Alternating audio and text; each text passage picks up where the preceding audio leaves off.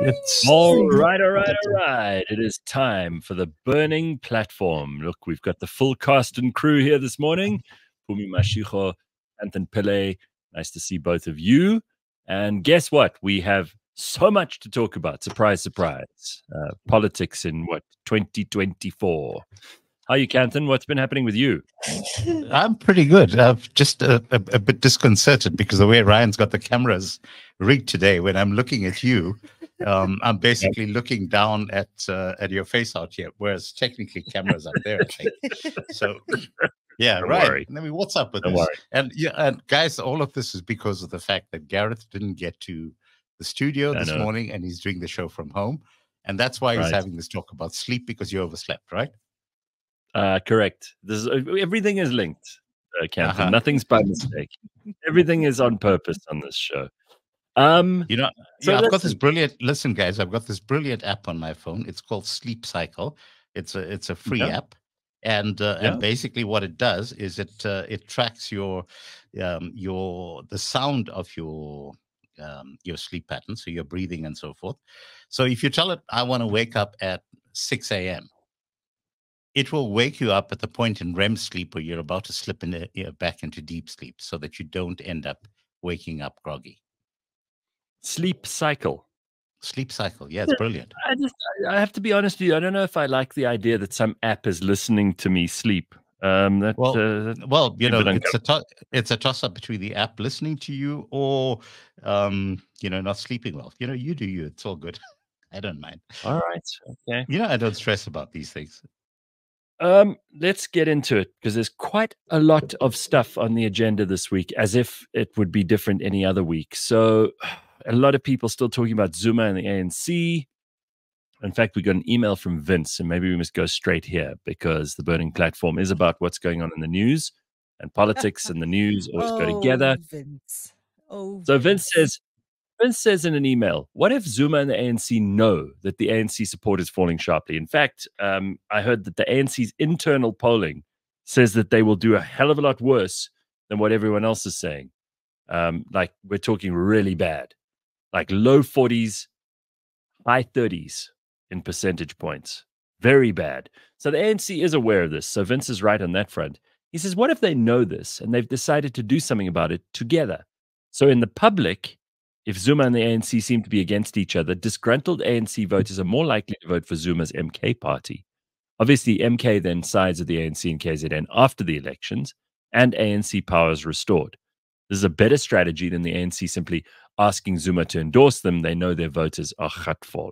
What do you think of that? You know, on Game of Thrones, they had the old people would say, "Oh, you sweet summer child." Right? Or bless your heart, as the Americans would say. Look, I think that there are many theories that people will have in their minds about who's going to vote with whom, and there's a particular big opposition party that does a lot of that kind of fear mongering around smaller parties and other people throwing away your vote or sending it back to the ANC. Look, guys, I think people, I don't see Jacob Zuma reconciling with Cyril Ramaphosa. I just don't see it happening. What if they got rid of Cyril before the elections? Then the disgruntled voters. It depends on what the voters are disgruntled about. Are they disgruntled about Cyril? Are they disgruntled about the ANC? Are they disgruntled about service delivery? Yeah. All right. Well, we start off with Vince's email, because the most important people on the show are the people who listen to the show. So he wants to know. Did we not wake up yesterday with the news headline? Sorry, Gareth. Did we not also wake up yesterday with the news headline of how the presidency and the state attorney are going after Jacob Zuma to repay the 28 odd million rand as per court order that was used to pay for his for all his court cases, right? Not all his court cases, but one corruption case in particular. Yesterday, this is the news item. Yes, And that's right. all I thought about when I saw that was, why now? Well, What does because this it's the mean? weaponization of the state against a potential threat to the incumbent. It's exactly what's happening with Trump and Biden. Before we get, I don't want to jump ahead here because we're going to talk American politics in a little while. There's a huge amount going on there too. I just want to bring this in because we seldom look at what's happening on the continent with the same degree of interest that we do Russia, China, America, whoever else. So no, we do. It's just that you guys shoot me down, especially Phumi. I don't think that's true. So arriving here first thing in the morning. Okay, so the reason I want to bring this up, Hakainde Hichilema, who's the Zambian president at the moment, right? He's been president since August of 2021. The guy is making incredible strides in Zambia, and we're just not paying a lot of attention to him. But I saw this video. I think it's originally been posted on TikTok, but I saw it on Instagram. Take a listen to this. I want to hear your thoughts on this. Hakainde Hichilema of Zambia is the best president so far in Africa. He's such a genius. I mean, look at this. Why are you using money to buy a VX for the mayor? That VX for the mayor can put toilets in all the markets in your constituents. Think along those lines.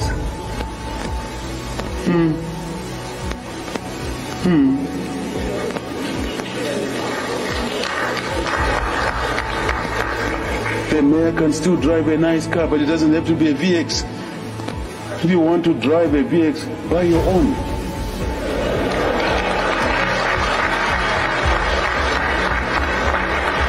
Buy your own. Why do you want to pretend? You know that you cannot afford a VX. Why do you want to pretend? Because you are using taxpayers' money. Now you should pretend, but a decent Hilux, double cab, aircon. It's a fantastic vehicle. Why you want a VX?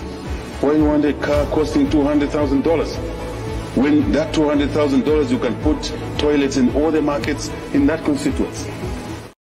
So it goes on. I don't want to play the whole thing, but it goes on to reveal that he actually did not buy new vehicles when he came in as president. His staff said to him, "All right, you're the new president. It's time to buy some new vehicles." And he said, "Why? These ones are fine." Now, it sounds like a silly little thing, right? It doesn't sound like a big deal. Like this should not be the big story. And obviously it's got that irritating voiceover that this is the best president Africa's ever had, which is ridiculous.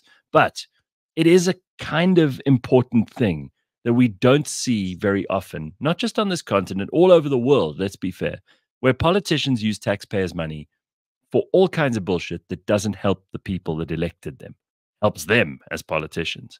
And if this guy is solidly standing against that stuff, even if this is symbolic, and he's telling the other people, mayors, premiers, ministers, to also stop wasting this money, that is a very important signal that needs to be sent out again. The people love it.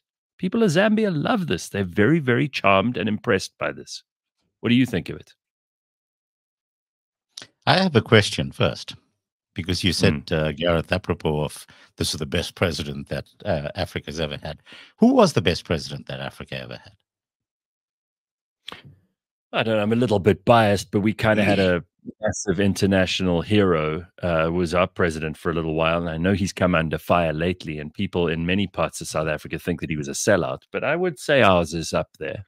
Well, you see, so my view on this is if you take actual measurables, and, the measurables for me is that very basic thing that if you have economic growth that is outpacing your population growth, then that's the path to prosperity in a country. It's a, just a very simple metric. And on that basis, I'm very clear that Thabo Mbeki was the best president that this continent has ever had in terms of actually uplifting people out of poverty during his era. And if you use that particular metric, then Zambia is doing that right now. Kenya is doing that right now. Rwanda very much is doing that right now. And it's basically, the same pattern. I think that when we start focusing on very specific, visible things like vehicles. People who virtue signal around the fact that I'm driving a small car because I don't want to be seen to be flaunting my wealth in the faces of the masses. But ultimately, that's not doing anything really in terms of boosting the economy. I often tell people from a business perspective, having run businesses many times over, you can't cut your way to success. Mm. You have to have growth.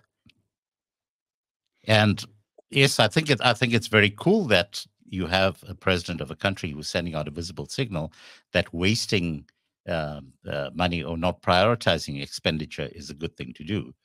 But whenever I see that type of thing happening, I want to look at the big picture, and I want to see where are the big ticket items that are actually being purchased. Where is the money actually flowing to? So Zambia in particular, has very close relationships with China. And there are a number of deals that have been struck in that context that, with regard to management of airports and all of that kind of thing.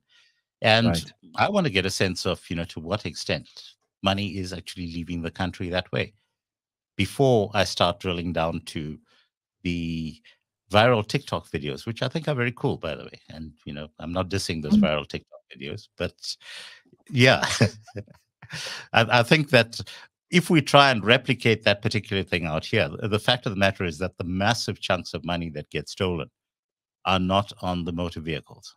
Okay, the massive chunks of money that get stolen are the contracts that get siphoned off to the cadres on the side. And we drop the ball. We are not seeing the forest for the trees. Okay, Pums, do you agree?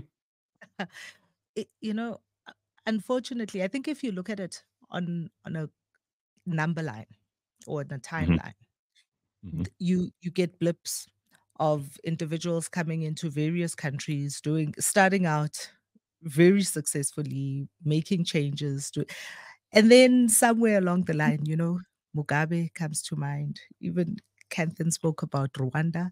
I mean, the same story, watching what's happening in Rwanda. I think some parts of Rwanda may be on the upswing on the back of for a lot of people in Rwanda, a tyrannical president who is, for all intents, a dictator, right? But I do think that one of the biggest pitfalls that we have on the continent is we do have leaders on the continent that really just don't care about the people. Whether we're talking about the African Union and holding each other accountable, whether we're talking about the number of conflicts and wars that we don't care about, all the various leaders on here. I mean, yesterday, one of the big news stories coming out of Germany is about Sudan. You don't hear that here at home. No one here at home is talking about the Sudanese and what's happening there. But the biggest problem we have on the continent is we do not have leaders who hold each other accountable, and we do not have people who hold their leaders accountable. And so it may start out well, great, the Zambian president. No, again, I'm going to contradict that, Gareth, because we have three very specific examples that are happening right now in Francophone Africa. We have Mali, we have Burkina Faso, and we have Niger. And all of those right now, if you look in terms of all of the metrics around what's happening on the ground, there is real delivery that is happening against a backdrop of a lack of democracy. Let's be very clear about that. And but it's real delivery that's happened. And the huge conflicts have been fomented by the foreign powers who are being expelled from those territories right now. We have the rebranded Wagner Group, by the way. This is an interesting scenario that Russia's Wagner Group, Gareth and Phumi, the one that was headed by Prigozhin, who died under mysterious circumstances. Yes, so now that's been rebranded. It's called the Africa Force or something like that. But effectively, it's they've now being deployed into those three countries effectively to ensure that the insurgents that are coming on board, which are basically the ISIS type, ISIS al-Shabaab type guys, who were fundamentally funded by the Americans, remember, to start off. And there's actual real progress that's happening on the ground out there. You have the situation right now in terms of Kenya, where they've basically agreed that every country in the world has visa-free entry into Kenya. It happens to you have to do it through electronic processing online and subject to your passport details and so forth. But it literally is. I just want to ask you quickly, since you brought up the Wagner Group, which is now called Africa Force or whatever it is, what would be to South Africa and many of our neighbors' advantage? Would it be for these Russian forces to prevail over the Al-Shabaab, ISIS, Boko Haram people? Or would we prefer to have the opposite occur? I mean, it seems to me like an obvious answer, but you go ahead, Kanthan, you tell me. Well, I think if we use the Syria as an example, so Yes. what is the problem in Syria right now? The problem in Syria right now is that you have an illegal invasion of Syria, which is by the Americans, who have troops on the ground in Syria. Why are those troops on the ground in Syria? It's because the Americans are stealing Syrian oil as well as Syrian natural gas, and they're exporting it out of the country via Iraq.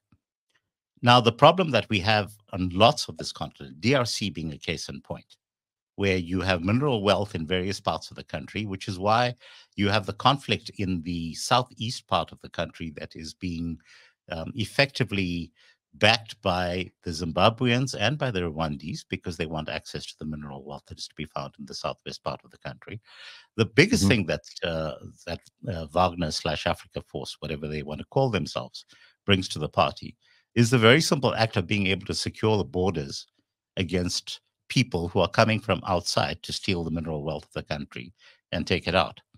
And I think that is the fundamental point that we need to look for. How do you get to stability without having secure borders? In this country, we can see, the fact that people just hop across the Limpopo happily. So borders notwithstanding as an obviously good thing for any sovereign country to protect, otherwise they aren't a sovereign country. You are not a country unless you have safe and secure borders. And we'll get to Biden in a little while, because the exact opposite is happening there, and the Texas governor is rebelling openly against him. We'll talk about that in a second, but let's stay on Africa. What is to our advantage? What would play out to maximize South Africa's advantage? Would we like these Russian forces to do better against these Islamists? I don't see a potentially worse outcome for us if Russia wins. But am I being naive? Because I think it's not a question of whether Russia wins, because what's very clear is that if you look across the arc of history, in scenarios where you've actually had Russian troops on the ground, and they've been a rarity in terms of this continent, having troops on the ground. There has been support that has come at various levels, but if you think back to the apartheid era, it was Cuban troops that were on the ground in Angola / Namibia rather than actual Russian troops. But the fundamental point for me is, if you just use the DRC as a very specific example. Now, you take all of the economies of all of the SADC countries and take South Africa out of that picture. Okay, and you take all of the SADC countries and add them together, then you get the economy of the DRC. So now what we have between the DRC and ourselves is massive instability, including in the DRC itself. So if you're actually able to stabilize the situation in the DRC, and then by extension, the surrounding countries, and you look in terms of places where Russia is currently playing a role. So they're in the Central African Republic, and you currently still have chaos in the other Congo, the Republic of Congo. If you're able to stabilize that area, the immediate impact on that is you don't have this constant flow of refugees fleeing from the DRC, who inevitably end up in South Africa as car guards. Because car guards in this country, guys, is run by a Congolese mafia. You can speak French to almost any car guard that you come across. If you create stability in that part of the world, Okay, and let's be very clear: stability is not the same as democracy. Because what we've got out here right now is democracy in our country, and we're I mean, basically unstable. Rwanda is stable, and as Phumi pointed out, they're not necessarily Look, as the guy's a mafia boss. Okay, Paul Kagame. he is a mafia boss. But so stability with a mafia Yes, running the country. yes. And who benefits from that? The masses on the ground. How do the masses on the ground because the benefit average from having the mafia run because their they country? they have clean This is streets, where they we have are. lack of crime, they have an overall increase. Not necessarily. They- That's conjecture. No, that's data. That is conjecture. So on How, the no, ground, how can in data the be DRC, conjecture what when you is the can see data? a real increase in GDP per capita, when you can see an overall increase in terms of educational levels, when you can see an overall increase Where's that out data? of poverty? The immediate place for you to start looking at is the CIA's World Fact Book, which in turn draws upon a myriad of sources. Go to the World Fact Book, check out the data in terms of Rwanda, check out the data in terms of all countries, including ourselves. All of those get sourced independently. It's all very well to roll your eyes and just kind of shrug skeptically, but the data is real. So I think though that you're having a conversation that says we would rather have a mafia run this particular state because we think that the mafia is going to keep the people safe, is going to keep stability in the country. That's and every for some single kind of gated community in this benevolence, country is and a mafia. Out of some kind of benevolence, the Every people single will- gated community in this the country is people will run get the by a mafia. drippings of whatever And it most is that people they want to make. live in gated communities. Why? Because you surrender some of your constitutional rights started out in by talking exchange for the about- fact that people You build started out by walls, talking they about the enforce arc laws. of history and Guys? everywhere where Russia has had boots on the ground. Is this how it worked out for Afghanistan? Is this how it worked out for North Korea? They pulled out from Afghanistan. And let's just look at this too. I mean, I don't want us to get stuck here because obviously there's a difference of opinion about what the optimal situation is. But there's no question about the optimal situation because we've got to deal with what's realistic and what's available. What's amazing is that Russia can bring a very small number of active military personnel into a place and have maximum effect on this continent. It doesn't take a lot. You know, we often think, well, you would need a massive invasion army like they have in Ukraine, for example, and that Russia is mounting against the Ukraine. But actually, you don't need nearly as many people in Africa to cause chaos or to stop chaos. It just requires a few people who are well armed and who are well trained, and you can get anything you like. I mean, we've seen coup attempts in places like the Comores and Equatorial Guinea and all the rest of it. They failed, but very many others that we don't even know about have succeeded.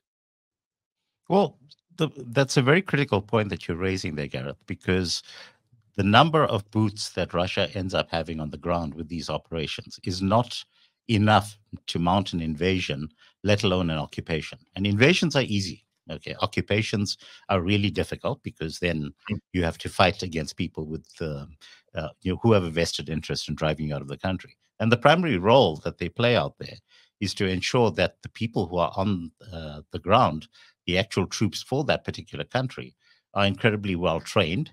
And more importantly, they then get to tap into all of the technology resources that Russia has access to. Because remember that satellite surveillance is a significant part of actually being able to track where Al-Shabaab terrorists are coming into your country. And let's be very clear, okay? These guys are terrorists, however you might, okay? Al-Shabaab are terrorists, ISIS are terrorists, Hamas are terrorists. Let's be clear about this. We talk about, we have a problem with Paul Kagame, but with all the love in the world, and considering the history of Rwanda in particular, it seems to me a preferable outcome to have a mafia boss in charge of your country, as you put it, Kanthan. Those are your words, not mine. I mean, if you drill down to it, that's just the thing. Let's They're not in charge of the country. Let's have a bunch of Islamists who are running around chopping off people's heads. They're not in charge of the country. They're only in charge of those areas that benefit them. They're not in charge of the country. They're only in charge of those areas, those mining areas where they are interested, where they get maximum benefit. The rest of it can go to hell. They are not extracting minerals from Niger. Russia is not extracting minerals from Niger. If you look in terms of every single thing that Niger currently produces, so Russia is a net exporter of uranium. Let's be very clear about this, which is the single biggest product right now that everyone is concerned about with regard to Niger. Russia is a net exporter. They have no interest in actually obtaining supplies from there. Do they have an interest in making sure? What are they doing in Niger? What are they doing in Niger? They try to get They're stability being out there, and more dictators. importantly, to try and prevent the collapse of multilateralism. Because remember that all of these countries have been destabilized for the longest time.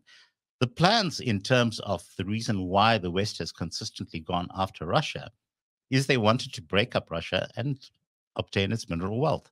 And they've been very successful in doing that in Africa. Remember the very simple act that the Nigerians did at the point at which they came in was to simply raise the price of uranium from cents in the euro to about 20 euros. Yeah, but It's now there's, they I mean, control just the entire market. such a very simple thing. Okay, surprise, This is- surprise. yeah. There's no such thing as altruism. So now they control the market, and Niger can't without Russia's blessing or their benevolence, they can't monetize. No, they're what they monetizing. have. They're monetizing quite happily. Right Only now. as much as Russia is willing to allow them. On what basis do you say that, other than your fundamental bigotry against Russia? Why No, do you just think give it's me bigotry one why bit do of you data. think it is bigotry against Because Russia? you haven't provided one bit of data other than the fact that, That's show me on this every- map where Russia has hurt you. all Russia has not hurt me in any way, but I'm saying to you that you do not have such a thing as a benevolent colonizer, a benevolent dictator, or a benevolent mafia. No, but They're you do all have people. about their particular You do have interests, and people that who is go out of their all way they to look help other after. people in particular scenarios. Listen, Because it's so I'll give you an good for example. everyone. Okay, all right. I'm in Rotary. We do stuff like we build libraries, we build sports courts, we provide water supplies, we sink boreholes. because it Why makes do we do you that? feel good. Not because it makes me feel good, but because it leads to a better society, and I want to live in a better society. Now translate that to a global level. Because you want Yes. a society that you Of have course, but created there's for no such thing everybody as- around. That's exactly what I'm saying. Yes. Is you don't do it because everybody benefits. You do it because you feel better. No, about I'm it. doing it because is going to everyone benefits. benefit you. No, it benefits me because everyone benefits. All right. I don't want want to to say I clean up streets. Hold on. The point of the burning platform is not for us to get into issues around human nature, much as they will arise from time to time. I want us to focus on something that I think most people in this country are interested in. So yesterday they had a multi-party charter meeting in Durban. I saw all the opposition leaders headed there. They all got together. They briefed members of the media. They had a big debrief in Durban Harbour on Tuesday. And apparently they said the ANC and its government are responsible for what it termed the collapse of the country's economy, pointing to high unemployment rate, poverty, etc. Action SA leader Herman Mashigo has vowed that the multi-party charter will put this to an end. They're promising big things, but is this multi-party charter working? And I know that Corné Mulder, who was on our show last year, you guys will recall, he is very much the guy who's trying to push this multi-party charter, trying to get everybody into the same room. He's the adult in the room, as far as I can tell, who's trying to get these guys to stop putting their ego ahead of the interests of the people of South Africa. Most people in this country, Frans Cronje said on Tuesday, are in favor. Even ANC supporters are in favor of coalition governments by a wide margin. So does the multi-party charter have any chance of success? Is it worth paying attention to? And if it is, what can we do to help it? The question is, do we need the charter? Surely the short answer is just vote for anyone besides the ANC. And if you've done that, it doesn't really matter. Let the parties then, when they get to parliament, actually work out how they are going to be running the country in coalition, if we get to that stage. Do But you think there's do no we really do we really? no I don't see the point around the charter. Okay. Other than to basically establish a cartel that's going to say we are going to divide up particular territories. I can see the merit in having that in terms of municipal elections, because in municipal elections, when you have all of the smaller parties that are contesting particular wards, then you end up effectively handing that war to the ANC. That makes sense, because there you're drilling down to actually splitting the vote. But when you have proportional representation in the national parliament, it really doesn't make a difference. Because ultimately, as long as you're voting for anyone besides the ANC, you're achieving the same goal. And, let's talk about the charter later. For me, The multi-party charter, as they Mhm. call it, is bad politics. The guys are spending all of this time, nuts and bolts around how they're going to work this thing out. They're not spending their time getting voters to believe in who they are and what they stand for and convincing them to give them their vote. All that we see when we see multi-party charter conventions as they have them, and it's interesting that they went to have it in KZN, as you see at the moment, I think 5 or 6 parties coming together to say, give us your vote and we're going to fight for who does what. This one seat. This is how we're going to fight for the seat. Just to be clear, so there are 12 parties. There's a DA and Inkatha Freedom Party, Action SA, and then a bunch of the rats and mice ones. And instead of being out there, I have not seen, over the weekend, Rise Mzansi came out with their People's Manifesto. 86 pages long. And we know that the EFF next month is going also to Moses Mabhida to launch their manifesto, and later, 2 weeks later, the ANC is in Moses Mabhida launching their manifesto. Inkatha will be launching. So we are seeing, but they're not out there talking to the voters. We spoke in the last hour about 800,000 matriculants. What are they saying to those matriculants to get them to give them their vote? Let me just ask. They're holed up in a room with each other saying, this is how we're going to slice it up. Because we criticize the opposition constantly for just being anti-ANC. And then when they sit down and they try to actually formulate policy and come to agreement on how the economy should work, which was the purpose of this meeting, what are they going to do? They worked on a collective strategy to fix the economy. That was supposedly what was meant to be achieved yesterday. Whether they had or hadn't, they had certainly a plan that they wanted to tell us about, which was the purpose of yesterday. So they're doing something that we've been asking them to do. Now we're criticizing them for that. Gareth, you've heard us say this before, that elections are like going overseas. Right? You may know what you're going to do when you're on your Kontiki arriving in Paris and Brussels and all of those places. But if you don't get on the plane, all those wonderful plans mean fog all. That's what elections are like. So they can get together and have all of these plans. This is also what they're supposed to be doing in Parliament, by the way, right? But if they don't have sufficient representation on the other side of this, all their wonderful plans mean bagarol, as my uncle would say. And what they should be spending their time on now is convincing the voters to get out and vote for them.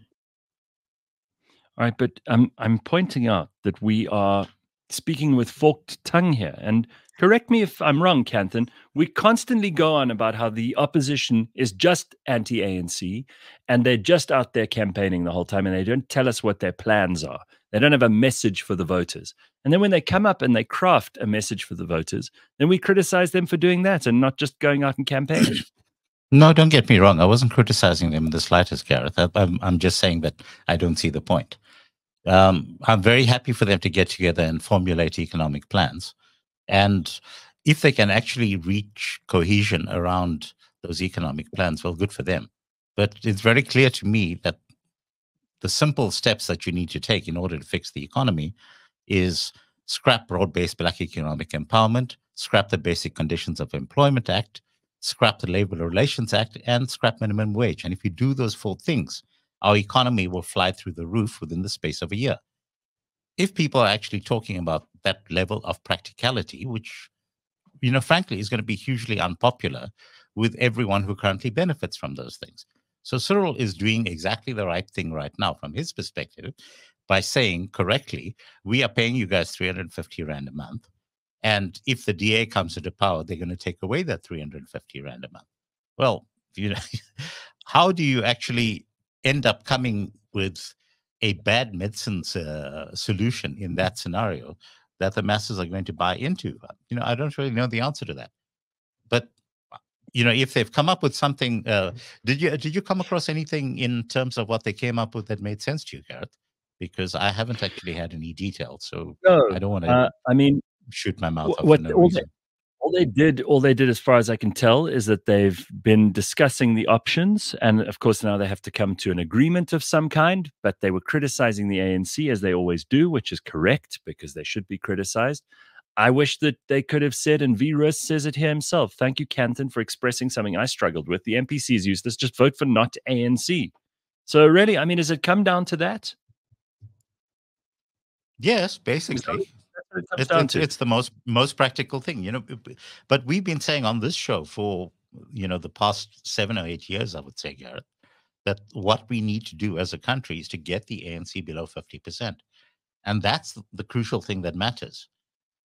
Thereafter, everything will get fought in Parliament, and there'll be very public debates around how to fix particular problems, and then there'll be votes on particular pieces of legislation, and they will get passed based on. And mind you, all those. of these parties have got their own charters. They've got their own plans. They've got their own policies.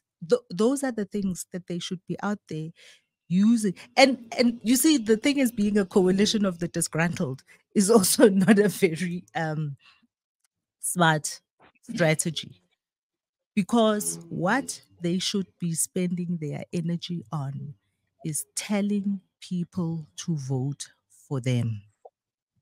Telling people to vote for them.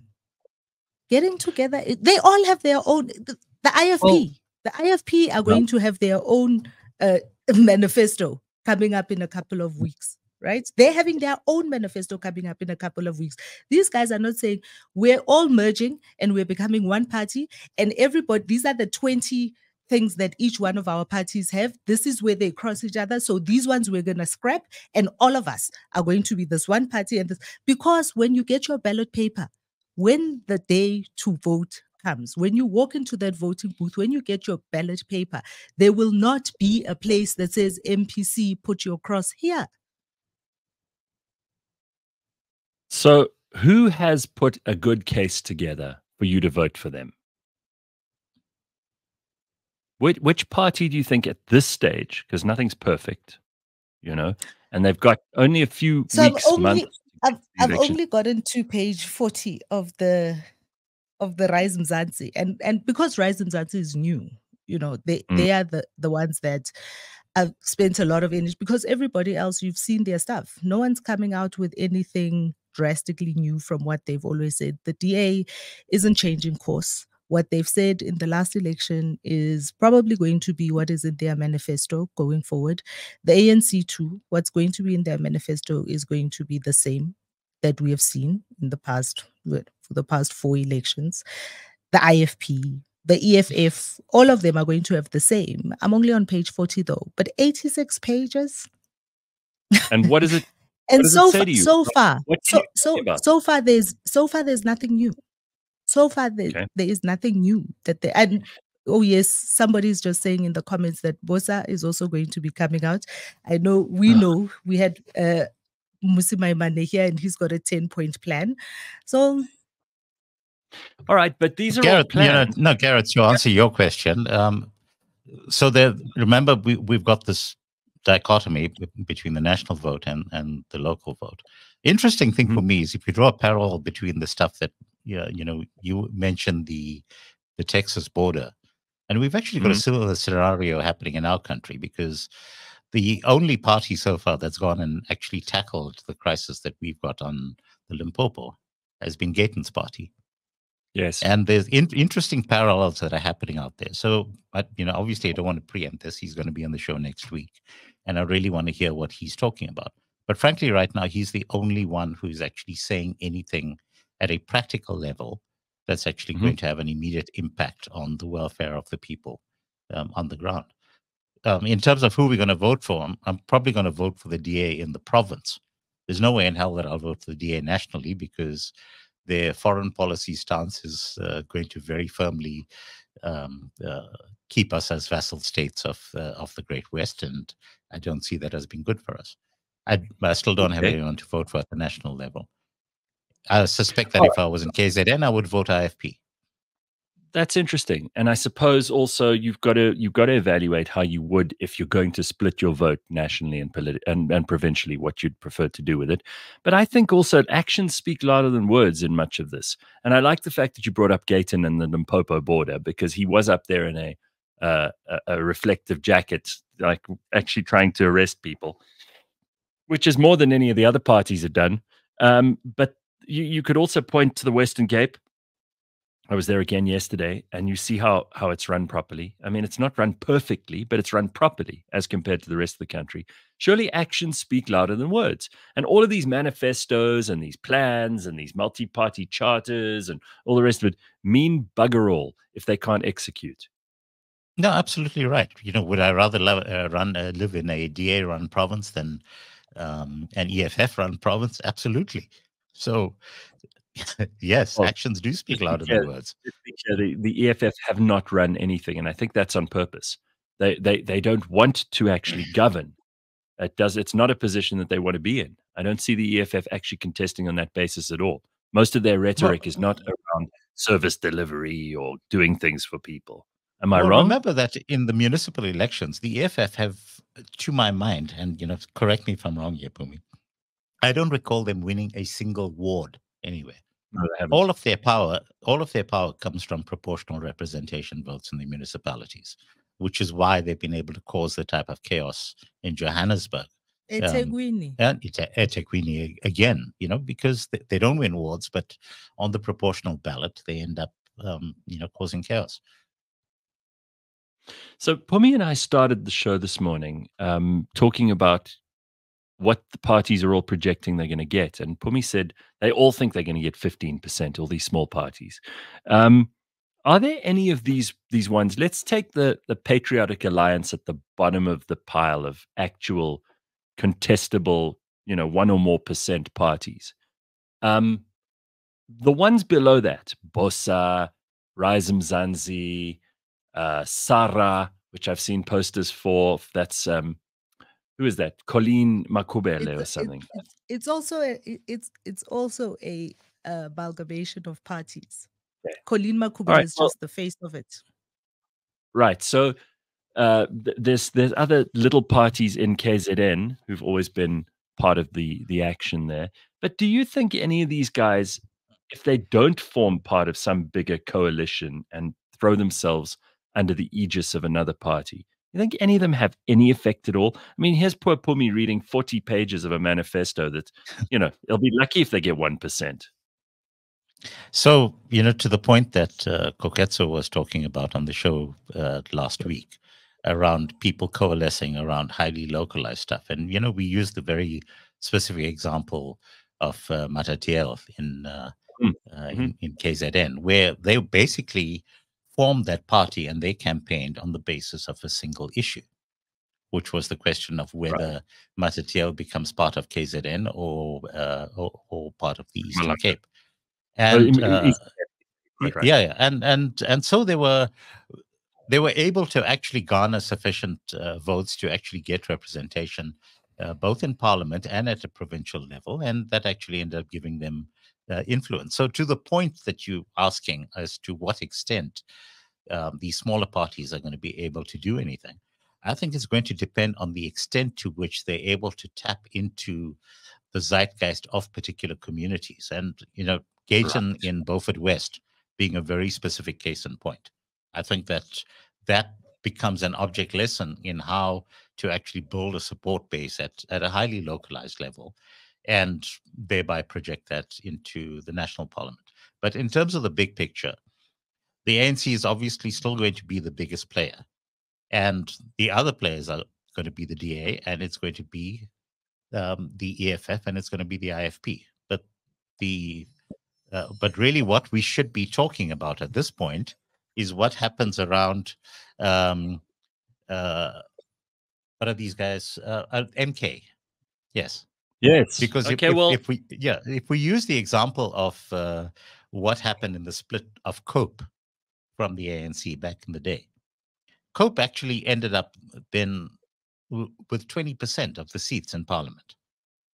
People tend to forget that.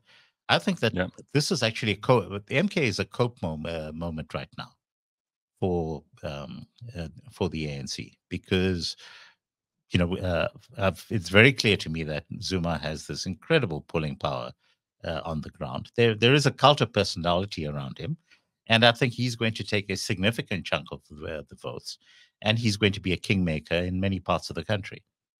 So those are the ones that really matter. The extent to which the others are going to be able to grab a stake, I think that Gayton's actually going to fill the gap that was previously occupied by Patricia de Lille. I think that she's going to have a fall off in terms of support, because there was a betrayal of her voters, because she promptly ended up in partnership with the ANC and feathering her own nest. So those are the only players that really matter. The Freedom Front Plus, I think, has got a very firmly established niche, and I think they'll maintain their position. I don't know to what extent they'll grow it, because I don't see them having enough of a visible presence other than, to actually continue doing exactly what they're doing. It's not that they're seizing upon a particular area and trying to mobilize people around that, and to get them to say, look, we're doing this brilliantly out here, so here's why you should vote for us. I think Gayton, no matter what you may say, he's going to point to Beaufort West and say, look, we managed to make things work out here. So, yeah. Pums, Yeah, was it a waste? The opportunity. Say again, Gareth? Was it a waste of time to read that Rise Mzansi manifesto? No, it's never a waste of time. Information and knowledge is never a waste of time. And what I was specifically looking for, a little bit, speaking about how Koketso sees how the electorate should be galvanized and what Kanthan's talking about now. A national election and a provincial election on a smaller scale really is about being able to seize issues that transcend my little corner of the world. Right? It's about being able to take the thing that can resonate with the highest number of people across the nation, to be able to get them to believe and vote for you. And so where you have parties that are looking at very specific niche things that may speak very deeply to 10 people in Beaufort West or to 10 people in Matatiele, does not necessarily translate into a wave that can carry a party into the national arena. And where I think the parties that are going to be the big winners going into this next election are going to be ones who can see the big issue that affects the maximum number of South Africans and be able to articulate a messaging around that inspires South Africans to believe that they can make a change around it. That's where the ANC falls short right now, is people are saying, we have seen you in action for 30 years, and this is where we are. You may have been good in 1994, you may have been good in 2008, but today in 2024, you no longer serve my needs. What is sad is that most of those people who feel that way would rather stay home and not go and vote than vote for anybody else. That's actually the sad part. And unfortunately, because democracy requires participation of people first at the ballot, in order to feel like they were part of making this thing happen, so that it opens up the valve in terms of the areas where the pressure is building up in the system. We are seeing currently most South Africans opting out of that part of the system, and therefore we are seeing a rise in politically motivated demonstrations in various communities. We see political killings in other communities. We see a huge rise in that kind of unrest in the country because people are not believing in the democratic system as it is currently, because they don't go and vote because they are disappointed by the incumbent, but they feel there is nowhere else where they can turn to get solutions. All right. I want us to use the remaining 5 minutes to just quickly refer to what's going on in America, because they are on the brink of something quite enormous, I think. This border crisis has now escalated and escalated. There are just millions of people who have poured over that border, not just porous, but just open in the last 3.5, 4 years, especially, but even before that. And we've seen all the stuff, the kids in cages. We've seen, ordinary civilians who have guns trying to protect their private property if they live on the border, if they have farms on the border, and so on. And I see that this week, due to a Supreme Court decision, which has basically said the Biden administration can keep removing razor wire that private citizens and the Texas governor have been putting up along that border, the Supreme Court, which is supposedly very right-wing, have decided, no, those border fences, those wires can be cut down, forklifts can be moved in, etc., etc. It's an open rebellion that he's declaring here, because he said, and I'm going to quote just this part: James Madison, Alexander Hamilton, and the other visionaries who wrote the U.S. Constitution foresaw that states should not be left to the mercy of a lawless president who does nothing to stop external threats. That's Greg Abbott, the governor of Texas, this morning, basically saying Texas has the right to defend itself. We will patrol our border, even if the federal government says they will not, and even if the Supreme Court says they will not. It's that idea that, as another commentator put it, the idea that the only reason we stop at a red light is because we assume the other people who are perpendicular to us will stop on their red light. The moment the people who are meant to stop at their red light stop doing that, they stop obeying the law, then what incentive is there for us to accept the green light for go and the red light for stop? We may as well not follow the law either. I think one of the things that we need to point out in terms of the Supreme Court decision is that it was a correct decision, because most people say this is a right-wing court. It's an originalist court, and are national borders the purview of the federal government or of the state government? Well, national border is the purview of the national government, and yes, as does the city of New York, for example, as part of New York State, have the right to pitch up at JFK and erect a fence at passport control? The answer to that is no. Yeah. So then, one actually, yeah. So in terms of the legality, then Greg Abbott is in open rebellion. Yeah, so Greg Abbott is in open rebellion, but what Greg Abbott is doing, so the Supreme Court says correctly that the Biden administration has the right to take down the razor wire, but the Supreme Court did not say that Greg Abbott does not have the right to put up razor wire. And so what Greg Abbott is doing is he's replacing the razor wire as quickly as the Biden administration is taking it down. This is such a waste of time. No, it is a waste of time from the perspective of those of us who are sitting on the outside. But this actually is an existential threat to the integrity of the United States of America, because effectively what the Biden administration is doing is that they are importing voters. Because remember that once these people cross the border into the U.S., they don't need ID in order to be able to vote. And they're going to pitch up in all of these key constituencies that are going to be, and that's exactly the way in which the 2020 election was rigged, because of the fact that you had a larger number of people who voted in that election than they were actually registered voters in the United States, based on the fact that you could have mail-in ballots without voter ID, or you could pitch up without voter ID and actually vote. So, yes. This, might seem like it's trivial, but certainly I think Abbott is very clear that if the Republicans are going to survive, and indeed, if the United States, the version of the United States they believe in is going to survive, they're going to have to keep these migrants out. I think it'll be the biggest issue around the elections. Do you agree, Pums? I do not have sufficient information on this particular issue to comment, so I'm going to reserve my comment. Fair enough. Probably the safest position. Kanthan, how's the book doing? People were commenting about your book, How to Fix South Africa. How's it doing?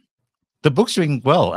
Basically what I do is, people say, come and talk to us, and I pitch up at, their workplaces or their group, give them a talk and tell them what I'm trying to do, and sell the book. And yeah, that's my kind of primary method of going about marketing it. So it's eating that elephant one mouthful at a time, as I say. Very good. Pums, we will see you next week, Thursday. Hopefully we'll have Gayton McKenzie on the show next Thursday. We've got a lot to talk to him about. And thank you both for your time today. That is the Burning Platform for this morning. We will see you tomorrow at 6 a.m. Cheers, everybody. Bye-bye.